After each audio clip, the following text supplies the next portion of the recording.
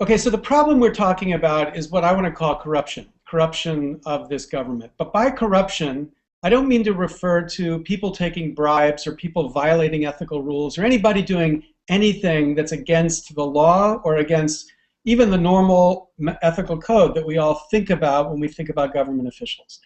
Instead, by corruption, what I'm talking about is a kind of influence that has the effect of steering members of our government away from what they ought to be focused on because of a dependence that's developed inside of the government. And the dependence is a dependence upon funders of political campaigns. Okay, so here's some basic numbers. Members of Congress have become essentially professional fundraisers. Members spend anywhere between 30 and 70% of their time raising money to get back to Congress or to get their party back into power. And when they spend that time dialing for dollars every single day of their tenure in Congress, they're not calling the average American. They're not calling a random selection of people in a phone book. They're calling a very, very tiny slice of America. Basically, 0.05% is the maximum number of Americans who are on this relevant call list of people who plausibly could support campaigns in a way that make it feasible or sensible for members to be talking to them.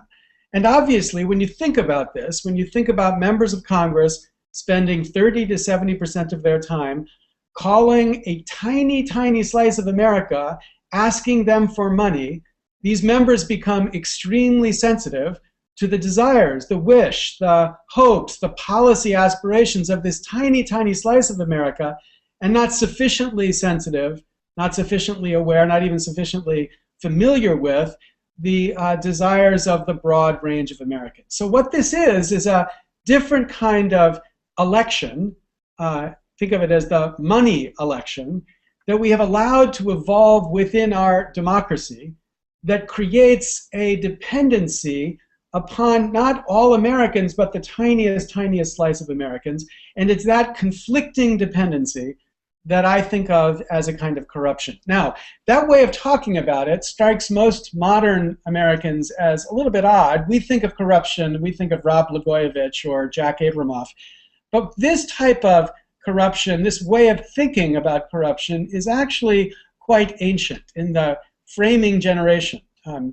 Our founders thought about corruption predicated not just of individuals, such as Randy Duke Cunningham was bribed in order to sell defense contracts to defense contractors. Not just individual, but they also thought of corruption as predicated of an institution. So an institution could be corrupt, like Parliament was corrupt. And when an institution was corrupt, it wasn't corrupt because people engaged in bribery or quid pro quo corruption. When they thought of an institution being corrupt, they thought of it being corrupt because it had the wrong kind of dependence built inside it. So Parliament became corrupt because it was dependent upon the king, since a bunch of members of Parliament were actually just the stooges for the king.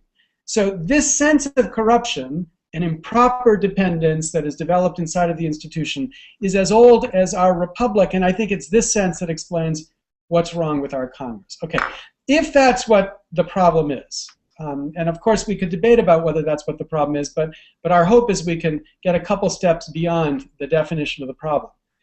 If that's what the problem is, then it's pretty obvious what the solution is. If we have members of Congress spending an insane amount of their life raising money from the tiniest slice of Americans, then a solution to that problem is to find a way for Congress to fund their elections, ideally without spending so much time raising money. But if they're going to spend that time raising money, they at least ought to be raising it from the broad swath of Americans. So just as the history of voting rights in America was a history of extending the franchise from a small set of Americans to the widest range of Americans. Originally, the vote was just for white male property owners. Then it went to all white males. Then it went to white and black males. And then it went to males and females. And then after the poll tax was eliminated, then we guaranteed that it went to everybody regardless of their income. That was a story of expanding the voting franchise. This would be a solution that tries to find a way to extend the donation franchise, to make a wider range of Americans the relevant donors or funders of campaigns. And if we could do that, we would thereby create representatives who are as responsive to us in our funding capacity as they are supposed to be responsive to us in our voting capacity, or these two capacities would be collapsed into one, meaning we wouldn't have this kind of corrupting tendency inside our government. So a lot of people have talked about ways of doing it. My own version would imagine giving every voter a coupon or a voucher which they could use to fund campaigns. And if you imagine political campaigns focused on raising lots of small contributions using these vouchers, you can see the way in which they would talk to attract the widest range of people into the funding of their campaigns, just as they try to attract a wide range of people into the voting for their candidates. Okay, so the problem is corruption. The solution is to change the way that we fund the system. Here's the ultimate problem that this group of people is just ideal for thinking about. The thing to recognize about this problem, like all problems of this sort, is that it actually is not a problem for a significant and powerful group of people in America. It's an extraordinary opportunity. Indeed, if you think about people inside the Beltway, a huge chunk of life inside of Washington depends upon this problem for its existence, because what this problem creates is an enormous industry of influence peddling.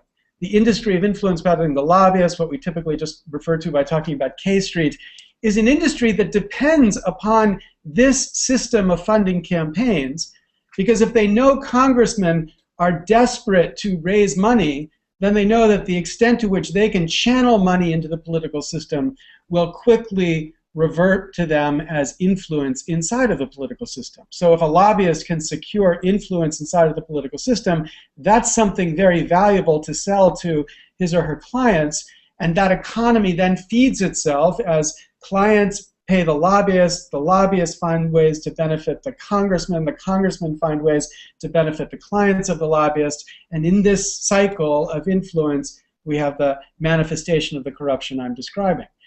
But what this problem then points to is that if we came close to producing a solution, this industry would begin to recognize that the solution threatens its existence. Indeed, given my background with many of you on this call, if you think about at the beginning of the internet, there's a parallel to the recording industry. The recording industry circa 1998 finally woke up to the fact that the internet had the potential to destroy 60, 70, 80% of the value of that industry. And then they decided they were going to invest 60 to 70 to 80% of their profits in order to defend themselves against this new technology.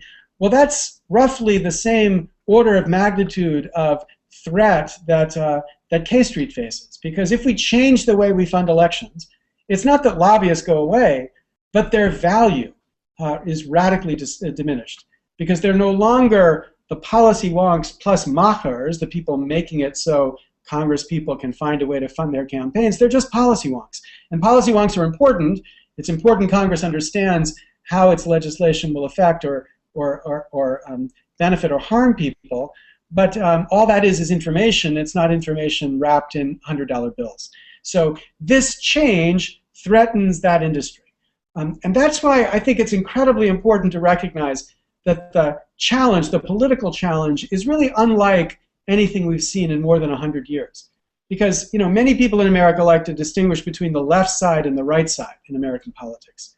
But I think when you see it like this, you recognize the important difference in American politics is between the inside and the outside. People inside that beltway who depend upon this system surviving, and people outside the beltway who look at the system and just cannot believe that this is the way our economy gets influenced by the single largest component of our economy, the government spending and government regulation. So outsiders need to find a way to mobilize in order to create the political pressure necessary to take on the most powerful policy-making institution in America, namely the aggregate of all the lobbyists and people on Capitol Hill. Now, that sounds like an almost impossible problem, and maybe it is, But the question, the challenge, the reason why I was so excited Peter asked me to participate in this Reinventing Roundtable, the challenge is, can we learn something from the examples of the internet mobilizing, leveraging people over the past 15 years to produce extraordinary public goods in all sorts of unpredicted ways? Can we leverage that insight to think constructively about how we could build this outsiders political movement? Now, in my view, there are certain essential features of this movement.